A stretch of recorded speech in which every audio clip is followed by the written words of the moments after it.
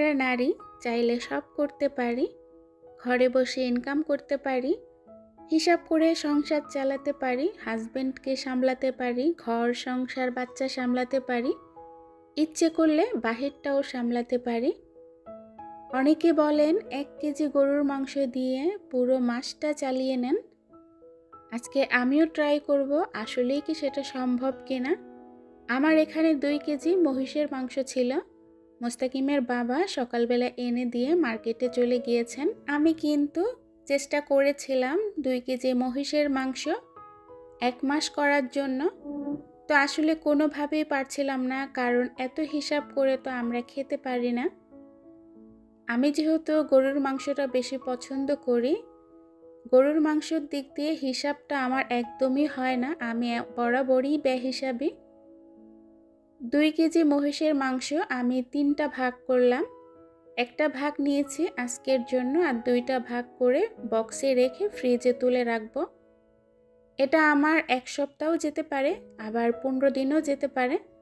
আসলে এটা ইচ্ছার উপর নির্ভর করে। খেতে যখন ইচ্ছে করবে তখন নামিয়ে রান্না করে ফেলবো। এটা সপ্তাহ হতে পারে, 15 দিনও হতে পারে, মাসও হতে পারে। তো ভিউয়ার্স, আসসালামু আলাইকুম। কেমন আছেন সবাই? আশা করি সবাই ভালো আছেন। আলহামদুলিল্লাহ, আমরাও বেশ ভালো আছি। জীবনের ডায়েরি ইউটিউব চ্যানেল থেকে আমি মুক্তা চলে আসলাম বরাবরের মতো নতুন আরও একটি ভিডিও নিয়ে। সকালবেলা মুস্তাকিমের বাবা মার্কেটে যাওয়ার টাইমে মহিষ নাকি জবাই করা হয়েছিল, তো সেখান থেকে 2 কেজি মহিষের মাংস কিনে দিয়ে গেল।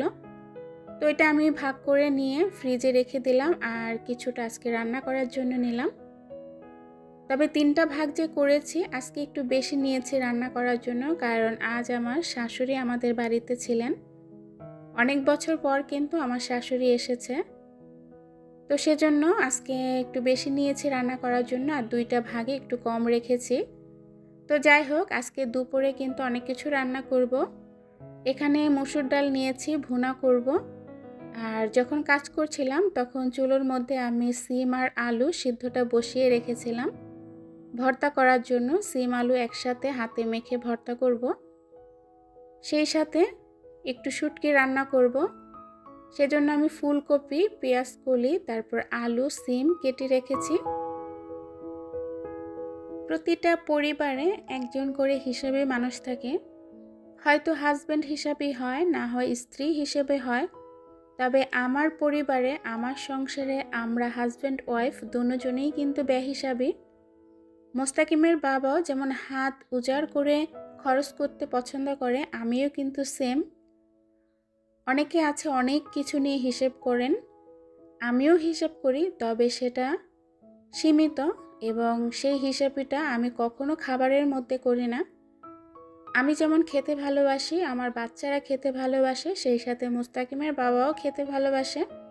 এক কথায় আমরা পেটুক ফ্যামিলি।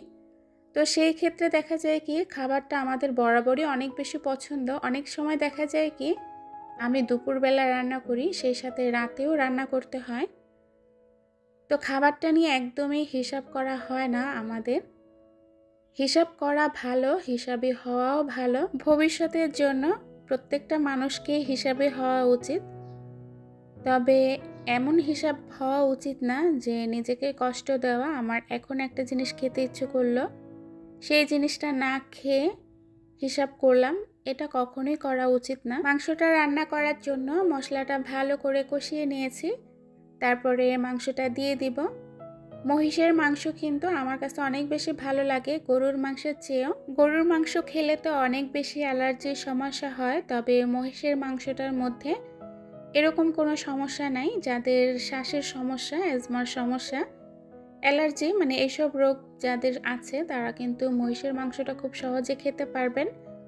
আমার কিন্তু অ্যালার্জির অনেক বেশি সমস্যা ছিল কিছুদিন আগে, তবুও কিন্তু আমি গরুর মাংস খাওয়া বাদ দিইনি। আমাকে কিন্তু সবাই বকাবকি করেছে, এত অ্যালার্জি, তারপরেও আমি গরুর মাংস অহরহ খেয়ে গিয়েছি। আসলে আমার না, গরুর মাংসটা অনেক বেশি পছন্দ, আমি এটা কোনোভাবে অ্যাভয়েড করতে পারি না। মাংস যেহেতু অল্প গ্যাসে হয়, তাই আমি ওই পাশের চুলার মধ্যে মাংসটা দিয়ে দিলাম। এই পাশে এখন শুটকি রান্না করব। তো শুটকি রান্না করার জন্য ফুলকপি আর পেঁয়াজ কলি, মানে পেঁয়াজ পাতা যেটা বলে, ওই দুইটা আমি ভাপ দিয়ে রেখেছি, আর সিম আলু এটা আলাদা করে রেখেছি। অনেকে পেঁয়াজ কলি খেতে পারেন না, কারণ পেঁয়াজ কলির কিন্তু আলাদা একটা ফ্লেভার আছে, ওই ফ্লেভারটা অনেকে পছন্দ করেন না। তো যদি পেঁয়াজ কলিটা আগে ভাপ দিয়ে রাখা যায়, মানে ভাপ দিয়ে নেওয়া যায়, তাহলে কিন্তু ওই স্মেলটা থাকে না, খুব বেশি ভালো লাগে। কিন্তু আমি কিন্তু এটা জানতাম না। আমি যখন রান্না করার জন্য তরকারি কাটাকাটি করছিলাম, তখন আমার শাশুড়ি বলল যে পেঁয়াজ কলিটা ভাপ দিয়ে নেওয়ার জন্য। তো তার কথা মতোই ফুলকপি আর পেঁয়াজ কলি দুইটা সবজি আমি আগে ভাপ দিয়ে নিয়েছি, আর সিম আলুটা একসাথে কেটে আলাদা করে রেখেছি। তো এখানে শুটকি রান্না করার জন্য পেঁয়াজ আর রসুন দিয়ে দিলাম, রসুন কুচি দিয়েছি। শুটকি রান্না করলে সেখানে রসুন না দিলে কিন্তু শুটকির আসল মজাটাই পাওয়া যাবে না, তাই আমি বেশ পরিমাণ রসুন কুচি কিন্তু এখানে দিয়েছি। ভালো করে ভাজা ভাজা করার পর শুটকি দিয়ে দিব। আমি আজকে ছুরি মাছের শুটকি দিয়ে সবজিটা রান্না করব। শুটকিটা কিন্তু আমি আগে ভেজে রেখেছি, ভেজে তারপরে ধুয়ে গরম পানিতে ভিজিয়ে রেখেছিলাম, তারপরে দিয়ে দিলাম। ছুরি মাছের শুটকিটা অনেক বেশি ভালো লাগে যখন এটাকে পেঁয়াজ দিয়ে ভুনা করা হয়।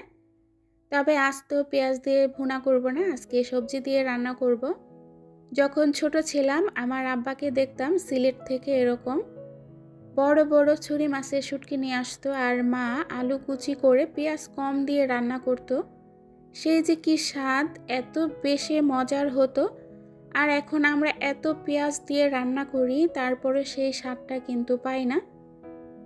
আসলে তখন মায়ের হাতের রান্না, আবার তখনের জিনিসের এত পরিমাণ স্বাদ ছিল, যে স্বাদটা এখন আর জিনিসে পাওয়া যায় না। যতই মশলা বেশি দিয়ে রান্না করি না কেন, সেই স্বাদটা যেন অতুলনীয়। তো যাই হোক, এখানে মশলা দিয়ে আমি পানি দিয়ে দিলাম। মশলাটা খুব ভালো করে কষাবো, ভালো করে কষানোর পর সবজিটা দিয়ে দিব।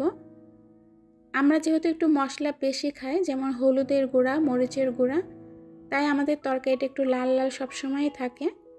আমি একদম সাদা টাইপের তরকারি খেতে পারি না, আমার কাছে ভালো লাগে না, দেখতেই ভালো লাগে না, খেতে যেমনই হোক। আমরা যখন ছোট ছিলাম, আমার একটা চাচাতো ভাই ছিল, আমার বড় চাচা চেয়ারম্যান, ওনার ছোট ছেলে।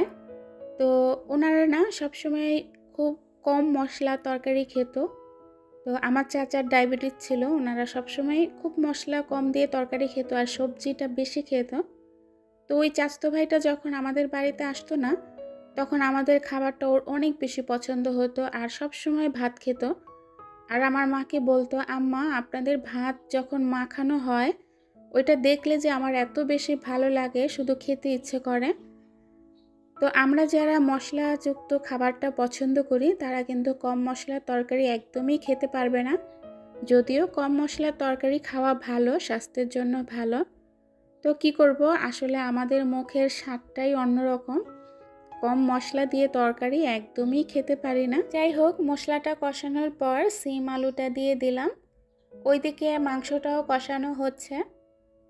সিম আলু দিয়ে দেওয়ার পর ফুলকপি আর পেঁয়াজ কলি যে ভাপ দিয়ে রেখেছিলাম সেটা দিয়ে দিলাম। ভালো করে কষানোর পর সামান্য পরিমাণ পানি দিব, কারণ কষানোতেই কিন্তু সিদ্ধটা হয়ে যাবে। এই তো শীত চলে যাচ্ছে, সেই সাথে সবজির মজাটাও কিন্তু চলে যাচ্ছে। শীতকালীন যেই সবজিগুলা, সেইগুলা কিন্তু শীতের মধ্যেই খেতে বেশি ভালো লাগে। শীতকালীন সবজি যেভাবেই রান্না করি না কেন, ভাজি, নিরামিষ, শুটকি দিয়ে বা মাছ দিয়ে, সেইভাবেই কিন্তু সবজিটা ভালো লাগে। তো এখানে কিন্তু ভালো করে কষানো হয়ে গিয়েছে। আমি কয়েকটা কাঁচামরিচ দিয়ে দিয়েছিলাম, তারপরে একটু পরিমাণ পানি দিয়ে দিব। আজকে বাসায় ধনিয়া পাতা ছিল না, তাই কিন্তু ডাল ভুনার মধ্যেও ধনিয়া পাতা দিতে পারি নাই। তবে শুটকি তরকারি, ডাল ভুনা, এইসব তরকারিতে যদি ধনিয়া পাতা না দেওয়া হয়, সত্যি একটু অসম্পূর্ণ থেকে যায়। ডাল ভুনার মধ্যে ধনিয়া পাতা দিলে অনেক বেশি ভালো লাগে, কিন্তু তো কী করব, বাসায় ছিল না। আমার এই ইউটিউব জার্নিতে আমার পাশে শুরু থেকে অনেকেই ছিলেন, আবার মাঝপথে অনেকেই হাতটা ছেড়ে দিয়েছেন। যারা শুরু থেকে আমার সাথে ছিলেন, এখন পর্যন্ত আছেন, সবার প্রতি আমার অন্তর থেকে অনেক অনেক শ্রদ্ধা এবং ভালোবাসা। আপনারা শুরু থেকেই আমাকে অনেক বেশি সাপোর্ট করেছেন। আপনাদের এই ভালোবাসার প্রকাশ জানানোর মতো ভাষা আমার কাছে নাই, কারণ যারা আমাকে শুরু থেকে সাপোর্ট করে যাচ্ছেন সত্যি আমি তাদের কাছে অনেক বেশি কৃতজ্ঞ। যারা মাঝপথে এসে আমার হাতটা ছেড়ে দিয়েছেন তাদের কথা আর কি বলার আছে। আসলে মানুষ বলে তিল থেকেই তাল হয়, আপনি তিল পরিমাণ ভালোবাসা দিলে তাল পরিমাণ ভালোবাসা পাবেন। ভালোবাসা এরকমই, আপনি শুধু প্রকাশ করবেন ভালোবাসি, যেই মানুষটাকে প্রকাশ করবেন দেখবেন সে আপনাকে কি পরিমাণ ভালোবাসাটা ফিরিয়ে দেয়। মাংসটা কষানোর পর কয়েক টুকরা আলু দিয়ে দিলাম। এইদিকে শুটকি রান্নাটাও কিন্তু হয়ে গিয়েছে।